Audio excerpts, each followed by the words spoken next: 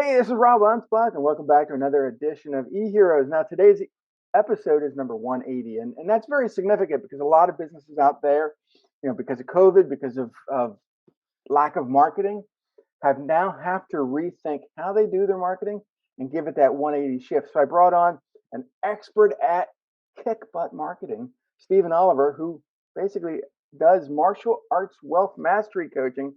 And I'm glad he's here because this is going to be an interesting interview. Yeah, good to be here.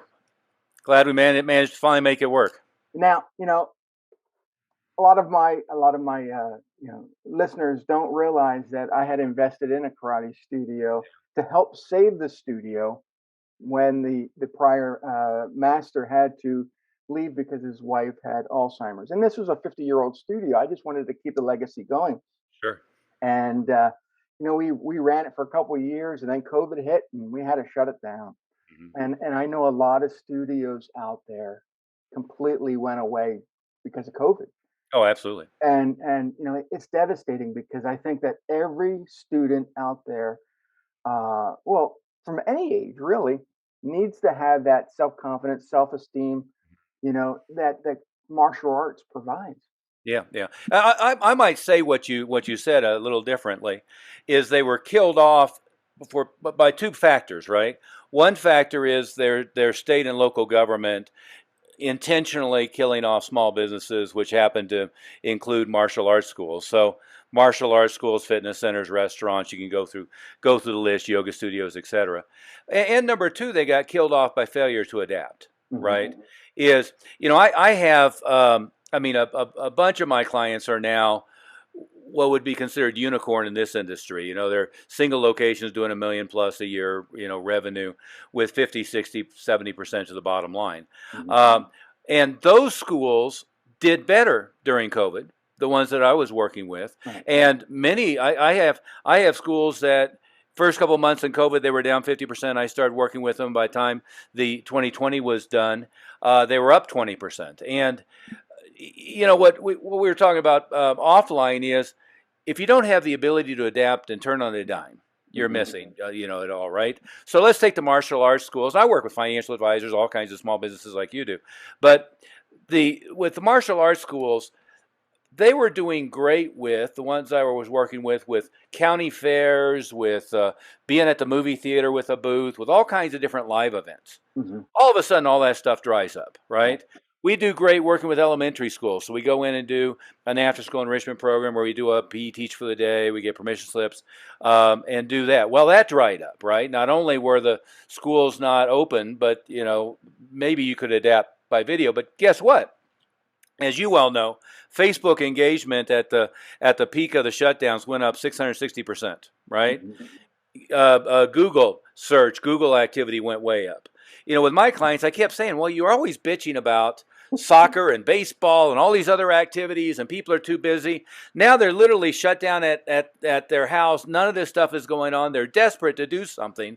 And all of the things you bitch about that keeps you held back have all been shut down by your government and their failure to adapt as well. So there's no excuse, right? And that's where I think if businesses didn't adapt, I have a friend who has a couple of restaurants, Hmm. and I was working with him during process. He's one of my financial advisor clients, but he also has a couple of restaurants. His profits were up. Yeah. Well, what he found out is he was always making more profit on carryout than he was on dine-in, and if he could have gotten first rid of his massive rent for chairs and all that stuff, he would have been really raking it in. But his profits went up because he didn't have to have as much staff. He didn't have all the overhead, and his business went up because people still had to eat. And he adapted and did well. So most of these, I don't think COVID, hurt any businesses. However, Bill De Blasio and Andrew Cuomo sure killed off a lot of small businesses by their inept handling of things. And you can go through state by state. Is our local, state, and federal, not so much federal, but local and state governments really tried to kill off almost any and all small businesses. Yeah. How did the mask requirement affect students, learning martial arts? It didn't really. The mask thing didn't really have any effect. The schools that literally couldn't open the door without the police showing up at their front door and serving them. That's a problem. You have to adapt to Zoom, and we adapted to Zoom right away, and it's way more complicated than just holding Zoom classes. I mean, Right. as I'm sure you and everybody knows, elementary schools, middle schools, and high schools that pretended they were doing remote learning. Right. It really just the kids lost a year. I've got a 13-year-old, and it's a joke what they did. I was lamenting all the way through, and to the point that I was pissing off a lot of people. Why is it that I, as a martial arts guy, am better at designing curriculum, and my martial arts schools I'm working with are doing a more robust curriculum than these idiots running the public and private schools? It was amazing how poorly they adapted, right? But we adapted really, really quickly and really, really swiftly. I think the main thing was most of the schools that I looked at that adapted to Zoom, but they were down a lot, is because they stopped marketing, Yeah. right? And you know how that goes. They curl in the fetal position under their desk and say, "Well, I can't. Nobody's going to sign up right now because of all this stuff going on." Well, we tripled down, quadrupled down on the social media budgets. We doubled and quadrupled down on pay per click and on SEO and everything, and our numbers were up. One of the things that I continued with my clients was make sure their marketing was always 2 to 3 months out. Yeah, And for me as the marketer, as the guy behind the scenes, I always kept my marketing going as well. sure. And a lot of people I talked to, they said, no, my accountant said shut my marketing down and use the money somewhere. I'm like, you're fire your accountant. Oh yeah. Because Well, your marketing is that lifeblood that keeps the phone ringing. You know, I had a mentor who his term was experts should be on tap, not on top. And anybody who takes marketing advice from a fucking accountant, should be shot, right? You don't let your lawyer tell you how to run your business. You let your accountant tell you how not to, end up getting thrown in jail for tax problems, and you let your lawyer keep you out of trouble. But you certainly don't let them determine how to do sales, how to do marketing, how to do client service because they don't know anything about it. yeah, but also on the flip side of social media is that you know Facebook started restricting, or the growth of the people just weren't seeing pages anymore. Sure. So we started putting stuff on our personal page, and then Facebook would say, "You can't do that," and I'm like, "I'm doing it." Yeah. Yeah. It just so everything has to be adaptable. Oh, you bet. And not to bring Bruce Lee into it, but he's always comparing your life with water. You got to be Sure. you got to be fluid. Yeah. And I think too many people have become rigid in what they're doing, where they'll say, "Well, that's how we've always done it, and we're going to always continue to do how we always." And I'm like, you need to be slapped, because that's that old school mentality, Yeah. and it doesn't work. As long as you brought Bruce Lee up, I think it's this setup where I can share a screen. Let me see if I can. No, I can't do that. Here. Here, I can. Here you go. Now you can share the screen. Okay. Okay. Let's make sure I get the right screen here. Here we go. This is my favorite Bruce Lee quote. A lot of these Bruce Lee quotes are out of the Tao of Jeet Kune Do from years ago. Can you see that? Okay. I can. And Before before I studied the art, a punch was to me just like a punch. A kick was just like a kick. After I learned the art, a punch was no longer a punch and a kick was no longer a kick. And of course, what he means by that is, there's a jab, there's a hook, there's an uppercut, there's a round kick, there's a hook kick, there's, butterfly kick, there's 360, whatever. And now they've understood the art of punch is just a punch and a kick is just a kick. But the kicker, of course, is the height of cultivation is really nothing special. It's merely simplicity, the ability to express the utmost with the minimum.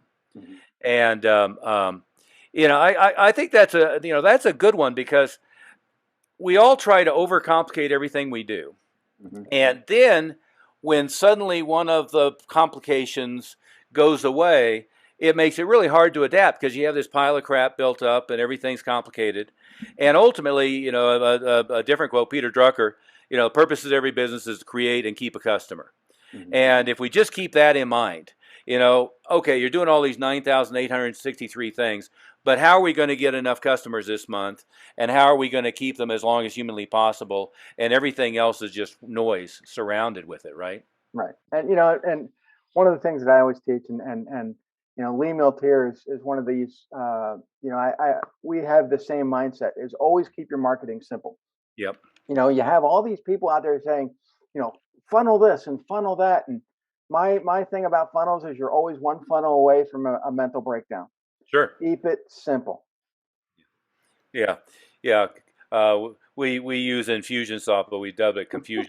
Confusionsoft, and I had my fill of Confusionsoft and got rid of it about 9 years ago, and I just to me it was just too much. Oh yeah, yeah, yeah. Well, and everybody overcomplicates, and they're always trying to add another step. And we've in simple terms, we know two things, right? If somebody raises their hand, whether it's online, their Facebook ad, they fill out a form, whatever, if we get to them immediately, our closing rate's going to be a hell of a lot better. And if we drip on them forever, we're gonna have an opportunity to get them back in. I did maybe a week or two ago, I had a meeting with my clients. There's probably 40, 45 people on the thing. I did a little survey. It's like, well, how long were you paying attention to me before you, ever, did anything? One of the guys says 9 years, another one says 7 years, another one says 3 years, another one says 5 years. And of course, I'm thinking, oh my God, I did all this crap for all that period of time before they ever came around. But Ogilvy's line was, you're not advertising to a standing army; it's a moving parade of humanity. Mm-hmm. And of course, what he meant by that is people's life situation is changing. What's important? Dan Kennedy's story is about the furniture, right? Right. Everybody's advertising to me about furniture. I'm getting flyers in the mail. I'm getting all this crap. I'm ignoring it. Come home one day, and the wife has left with all the furniture, left one chair and a cat. And now whoever got to him first got got a big sale because he needed a house full of furniture.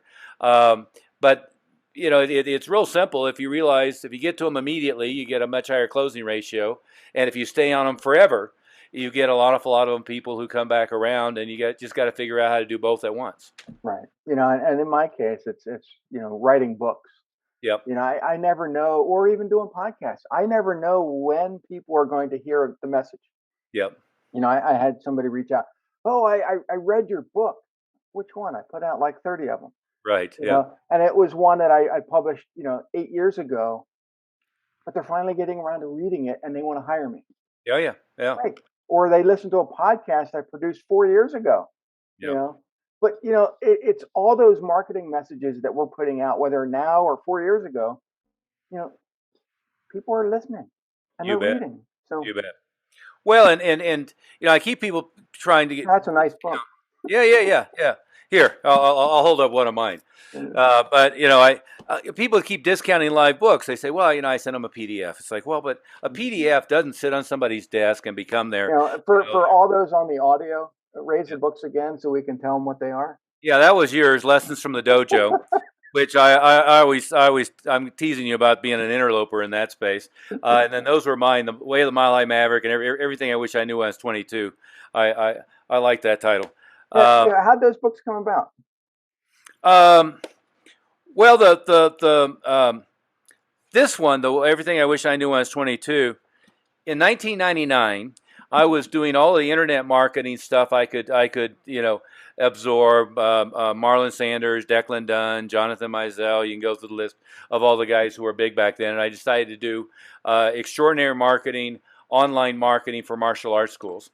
And I did a direct response marketing for martial arts schools book.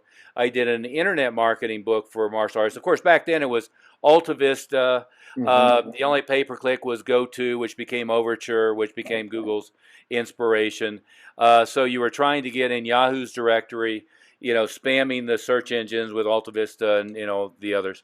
But I decided it needed something else, so I rode my Harley up to Aspen, and I sat in this little restaurant bar for the day next to Kurt Russell, and banged out this book in about 8 hours. So that's the first version of the Everything I Wish I Knew I Was 22 book.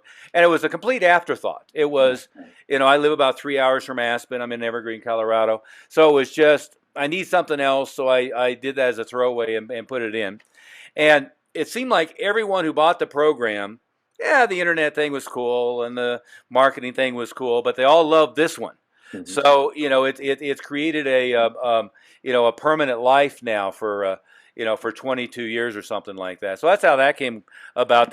This one, the other one was I was doing a 8-page newsletter more or less for my clients every month, and so we went back through the newsletters and took I don't know how many we took. Oh, let's say 50 of them, and put them all together, and it became more or less a 300-page book. And, Um, and for all the listeners, I want you to understand that um, Stephen didn't do anything original. no, However, he did recycle his old material into something new, and now he hands it out or sells it. And we do that for our clients too. Some of the books, were that we did for clients were podcast episodes that became books. oh yeah, And so, it doesn't have to be complicated. Put no. those books out there. I mean, if I could do 30 of them in, 8 or 9 years, you can do at least one. Well, let me give you another example. We had a member meeting at Annapolis Mhm. at the Naval Academy, Oh, it's a great and place. and so me and one of my staff members went out a day and a half early, and I'm doing a lot of work now for financial advisors. So we needed a marketing program for financial advisors. So we start with an outline. Here's what the segments are going to be. Mhm. We took basically a day and a half in the conference room at the Graduate Hotel in Annapolis, and had a videographer come in, and so we did 15 episodes, right? So Mhm. now I've got 15 30 to 40-minute episodes, so they're all podcast episodes. But of course, we sent them to rev.com, had them transcribe it. I, got a ghost writer on Fiverr, handed him to him. Now that's a book on marketing for financial advisors. It's 15 blog posts on Mhm. the website. It's 15 podcast episodes, and the original transcripts are, of course, the transcripts for the podcast on the website as bait for Google. And Mhm. of course, that's now syndicated out to Spotify and to Amazon and whatever all the others I can't remember, Apple, Google, etc. So it's out on 30 different platforms, Right. and it's literally a day and a half, and all of my effort on it was done. But it's about recycling it in every different place you can recycle it, of course. Right. Yeah, And all you need is a day. I think every entrepreneur out there has one day they could devote to making a podcast. yeah, And if you did 15 episodes, that is almost 4 months worth of podcasts if you put one out every week. But the content that you get can go to your blogs and your, if you do it on YouTube as well, you yeah. got YouTube videos and podcasts and transcripts. And I mean, you're creating multiple forms of content with one day. Yeah, and some of them could be live streams on Facebook and YouTube and everywhere else. It is amazing to me how people don't reuse their content and don't do that. And of course, something you created 20 years ago. Now, the internet marketing book I created 20 years ago, God, it would take a lot of effort to, you know, because it had all the software you're using to check your positioning on AltaVista and all that crap. But the direct response marketing book nothing's changed. Mm-hmm. And the other one was just, business lessons, Mm-hmm. business and life lessons. None of that's changed. So, uh, you can always refresh, renew, keep that stuff up to date. I like you probably like E-Myth and Gerber, but Gerber wrote what 5 books, Mm-hmm. but all they were is a restating of the E-Myth, right? I read the E-Myth, I don't know, 20, 30 years ago when it first came out, or it just seemed like, it was for me, I read it, it was okay, but it didn't resonate with me until I read um, The Aladdin Factor Hmm. by Mark Victor Hansen. Yep, And for me, that one resonated better because, I could ask the world whatever I wanted, yep. granted in a sense. But if you didn't ask for something, you're never going to get it. So it was. There's a lot of people that just sit on their couch all day and watch TV, and they're like, "Yeah, I'm not going to ask. I'm too afraid." Oh yeah, yeah. Well, if I didn't ask, most of the people that appears on my podcast would never would Sure. never show up. Yeah.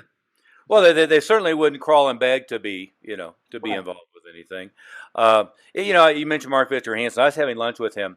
I think he was at a small deal that we did with Dan Kennedy. Mhm. And so he was the speaker, and then he and I had lunch.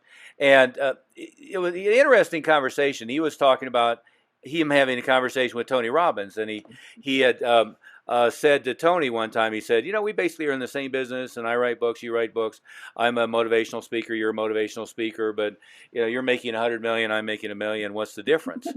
And Tony had said, which I thought was a pretty interesting insight. He said, "What's your mastermind group like? What are the people you hang around with Mhm. like?" He goes, "Oh, I've got a great group of people. They're all making about a million a year." He goes, "Well, that's your problem.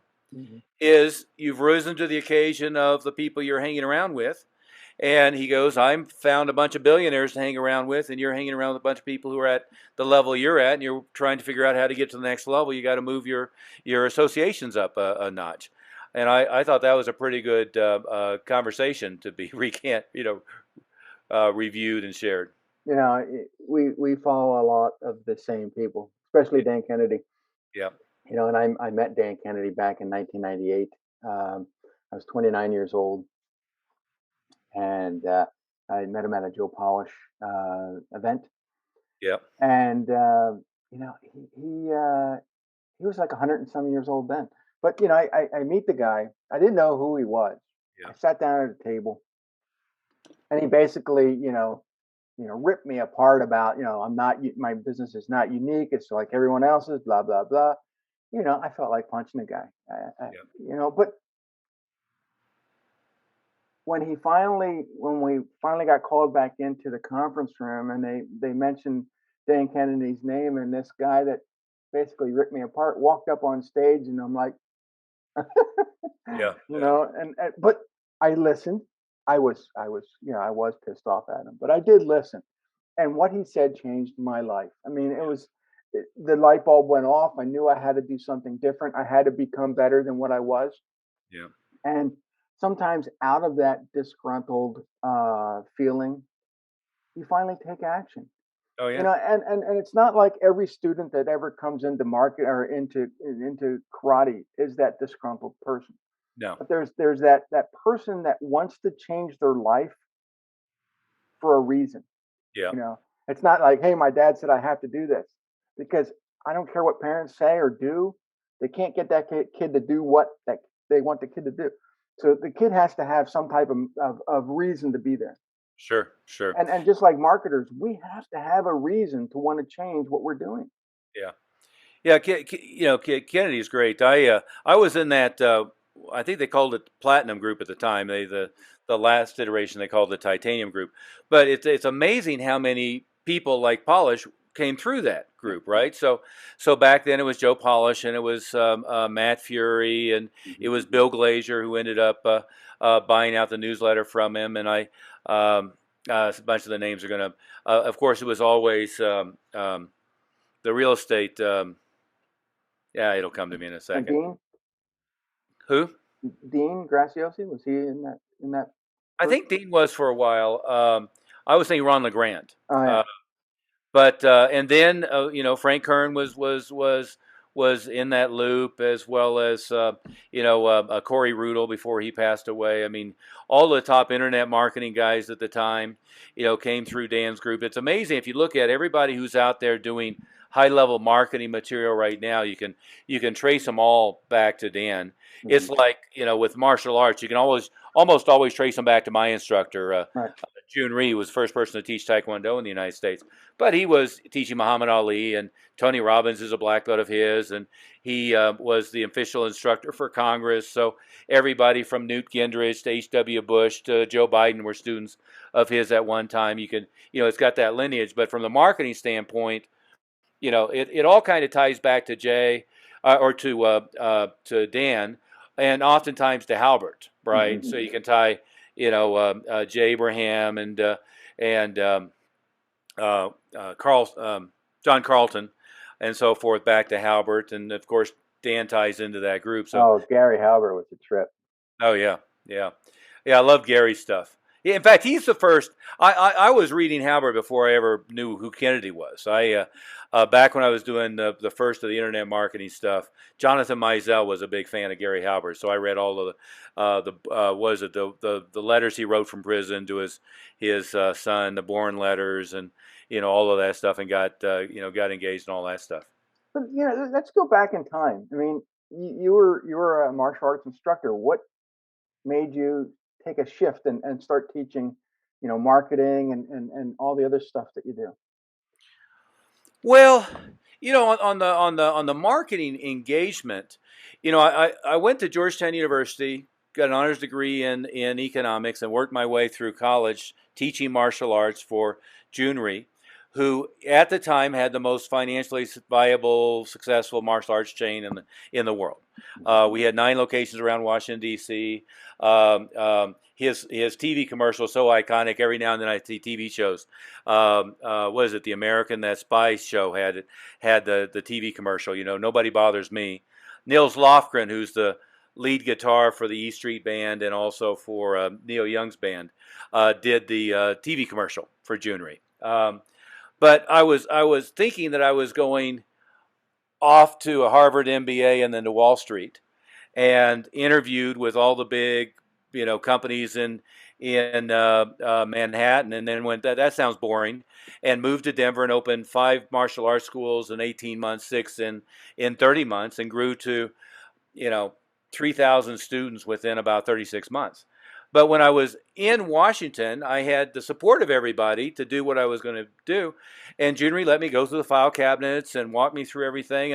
And I knew at that point, I knew how to teach, I knew how to sell, but I didn't have any understanding of the marketing. They were doing TV commercials on the Kung Fu TV show back then. They did marketing promotions with Enter the Dragon back when it was released in the 70s. They were in the Washington Post essentially every day. I knew I didn't know anything about that, so I basically went and lived at the Library of Congress and read Ogilvy and all of the classic direct response things.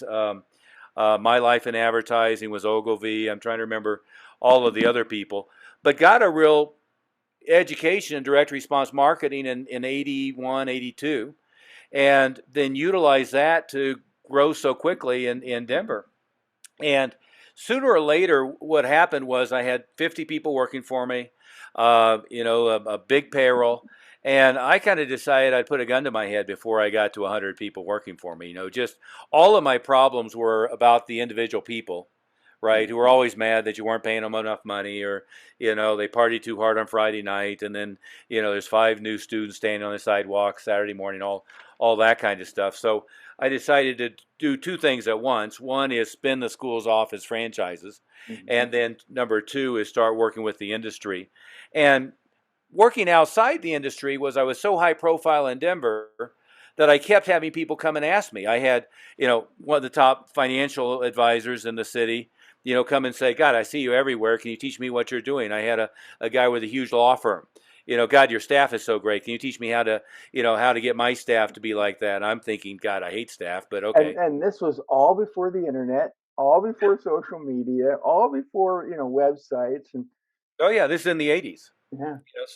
So we were marketing with yellow pages, flyers, live events, public relations, PR, massive ROP advertising in the newspapers, infomercials, 30-second spots, 60-second spots, all of that, and lots and lots and lots of community outreach. We were doing a lot of stuff with public and private elementary schools and so forth. But yeah, we were spending big budgets on TV, on infomercials, all of that kind of stuff. And you've been around long enough to remember too. The yellow pages were both a lot harder and a lot easier, right? Once a year I sit down and I design a new ad. I hope I hit the target. I give them 30,000 a year. Because we had to be in like 6 books, so half page and 6 books, and then some years you're opening the book every now and then to make sure it's still in there, right? Other years, like for us when Karate Kid came out, well, hell, we could survive on Yellow Pages calls, for God's sake. But also, like the first Karate Kid, was a sleeper. Nobody knew it was going to be a big hit. We were in all the movie theaters in town within 24 hours of it debuting on Friday. Wow.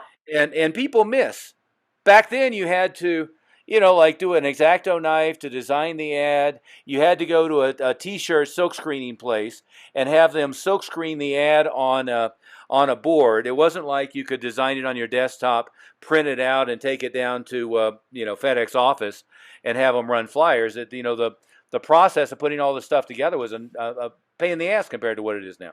Yeah, but and with the resurgence of the Karate Kid under the Cobra Kai Yeah, identity with on Netflix, I guess it's Netflix. yeah, Um, it is now. Started out as Google. So how has that helped some of your schools? I mean, you know, are they utilizing any of that? well, the schools I'm work with are kicking ass, Yeah, and they're utilizing a number of those things. The actual series Cobra Kai, I mean, it's kind of turned into two martial arts schools having a gang fight. yeah. It's a So very it's become a drama series. yeah, they don't have a Miyagi, Right. right? Is the early series were great because you've got Miyagi, Daniel-san. Why are we learning how to fight? Well, we're learning to fight so we don't have to fight. Now you got three warring martial arts schools. With who can be more insane than the other person. So I don't know. It's like we did a lot of stuff with Power Rangers, but it never really was. Parents didn't go see Power Rangers. And go, I need my kid to be in this, and the new Cobra Kai series is the same thing. Parents don't watch that and say that's what my kid needs. They're almost like, okay, no, I don't. It's really no better than it's Crips and Bloods with martial arts uniforms on. I like your background. Oh yeah, yeah. Well, I've got the book covers and some. In fact, I've got magazine covers me and Dan together. So that's Kennedy on the one down there when we had him out. Which I own the magazine, so I dubbed it Marketing Geniuses, of course. And then I do a lot of work with the financial advisors, so I've got Wall Street here on behind me. Well, let's talk about your marketing because when I took over the studio, I would get postcards and I would get flyers and all kinds of marketing material from you, and it had your picture on it and had some other instructor and it had Lee Milpier on it, Yep. and I would get that consistently, Right. you know. And we had our own style of marketing, and I thought maybe I don't need you. I threw it away, Yep. but there was always Turned out that to be a bad piece. call, huh? Yeah, I always had that piece set aside And, because I knew who you were, yeah. and and and I'm sure that there's a lot of studios out there that are regretting not calling you. Oh, absolutely, absolutely. Yeah, and it's take the martial arts side. It's such a small niche, right? Mhm. So in the uh, in the U.S., there's more or less 15 or 16,000 locations, which means probably 8,000 went out of business over the last 24 years, or not 24 years, 24 months. Um, and every year, we know by tracking the numbers, about 20% are going out of business every year, Mhm. and those are mostly the newer guys. But what we also know is, most small businesses, not just martial arts schools, but across the board, are what you would refer to as walking dead, right? Is the owner quits a $80,000 a year job working 35 hours a week so that he can own his own Subway. And now he's working 80 hours a week, self-employed, and is making 20% less than he made working 35 hours a week, right? Mhm. So of martial arts schools, it's certainly that way. Most of them are kind of what you were talking about earlier. Is they're part timers, right? So somebody's working the day job and they're a lawyer or they're a grocery store clerk and they open their school for 20 hours a week and they come in at night and they have pretty low overhead. So for me, you go from 18,000 of them or whatever. Half of them are Walking Dead and or part timers, Mhm. and I really only work with the top 10%. So we kind of keep raking across, hoping that the guys that are doing a quarter million now who would like to be $1 million school raise their But hand. the thing was is that it was all old school marketing. It Yeah. was postcards, it was newsletters, it was stuff that when I got it in the mail, I actually looked at it. Yep. Everybody today is relying on social media. They're relying on pay per click. They're relying on all these things that you don't necessarily need. But if you actually sent a postcard or a thank you note or a flyer, it would probably get better response than what you're doing on social media right now. Oh yeah. Well, a couple of numbers that we know is the average person gets like 211 emails a day, Hmm. and the average person gets 4 pieces of mail in the mailbox a day, right? What we also know is an email or a social media ad, essentially no one, not that that never happens, but essentially no one ever prints it out, puts it on the refrigerator under the magnet, and remembers to get around to it, right? But if you send them a book, Hmm. it hangs around on their desk. You send them a postcard. I've had people tell me I have 12 of your, 12 of your mail pieces and 3 of your books sitting on my desk here for a year. A lot of the people we got when COVID hit, Hmm. same thing. They said, "Well, I've been paying attention to you for 12 years, but now I have a crisis, and I figured I better get somebody who knows what the hell they're doing, right?" And And some of the things that you've done, like the magazine, like, other people aren't doing it. And that's yeah, what sets you apart, that makes you different, that makes you the authority. you bet. And whether or not you put out a book or a magazine or just do something different. Yeah. Well, and part of it, I think, is people miss that you have to move them from online to offline as quickly as possible, right? Right. So every if you want to call it funnel, we were laughing about that earlier. But every time that we get a qualified lead, they're now ending up in handwritten postcards or note cards going to them every couple of months. We subscribe them to a series of postcards, so they get a postcard in the mail every week. We send them popcorn with a note card. We send them a big, what Dan would call a shock and awe package, with a couple of books and one thing or another. In fact, I've got here. Here's one of them that I use for the financial advisors. Is we send them a little personal handwritten note card that's a USB drive with a bunch of video on it. But Wow. we also send them this shock and awe package. So it's a custom printed box, with all the contents on the back. Cover letter basically says, "Call us when you schedule an appointment." A couple of reports that would be the typical bait that you use. A copy of my books, a copy of Lee Miltier's book. Hmm. Um, we've got a little USB drive in here. Um, and we still do a lot of it where it's got CDs and DVDs. I had somebody ask me recently, "Do people even have DVD players?" It's like, well, okay. On the financial advisors, I know the median age is 55, right? On the martial arts school guys, the ones I get tend to be 45 to 60 Yes, because they're the ones who are I, running a $300,000 school. I just gave my DVD player away. Yeah. Well, I don't either. I do everything streaming, But but I want to compliment you because I've seen a lot of shock and awe packages, yeah, and usually they're just a box filled with right. stuff.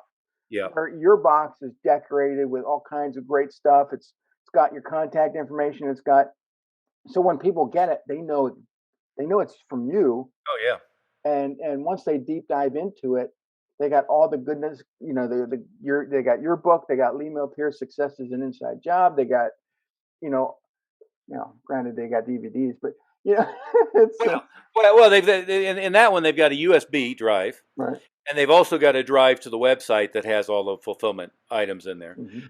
And I've gotten a couple of people who obviously spent a lot of time on thinking about what they were going to put in, but they missed the key question. And the key question is, what do you want them to do next, Yeah.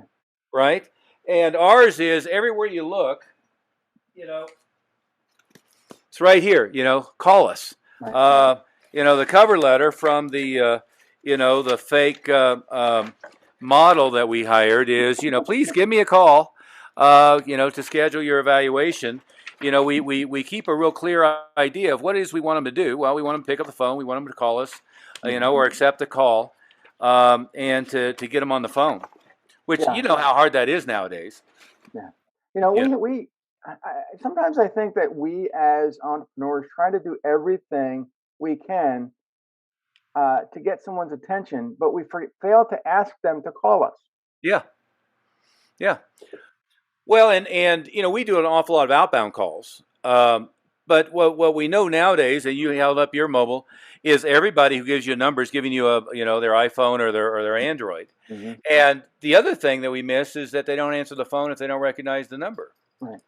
So we automate a V card, a contact record that with instructions to put it in their phone. And anytime we talk to them, we say, "Oh, by the way, have you put our contract record in your phone? Let's do that." Because at least if they don't answer the phone when we call, they're ignoring us because they want to ignore us, not because they think it might be spam, right? Right. Yeah, this has been a great interview, and we're running out of time. But I do want to thank you, and I do want you to share with the audience, where they can find you, and please, if you're listening, sign up, get the shock and all package, because honestly, you're going to learn so much from Stephen. He's been in this industry a long time, and the skills that he's showing you are stuff that you're going to develop, but you got to pay attention. Yeah, a long time. I opened my own chain here in 1983. So what's that coming up on 93 to the longest time ago, right? Um, and went through all. The anybody who's like financial advisor, any of that kind of area, our website's advisorwealthmastery.com, and the martial arts, is martialartswealth.com. And either way, those books I was showing you, we give those away for free. They're on Amazon and everywhere as well. But instead of buying them, just go opt into our site. We'll subscribe you to all the follow up. Which even if you're not in the market for anything, it's I think it's a good learning experience because it's automated. Automatically text them. Automatically text our person who's going to do an outbound call. Automatically share the V card. Obviously, there's some email follow up, but there's also just a ton of direct mail follow up. And this is exactly how you put your marketing on a 180 degree to get it to work for you. So, thank you guys for listening, and we'll see you guys on the next episode. Thank you, Stephen, Thank you, Rob. It's great to be here. and this is what makes him not only an e-hero, but he's an expert to a lot of people. So take his advice. Anyway, adios. Thank you, sir.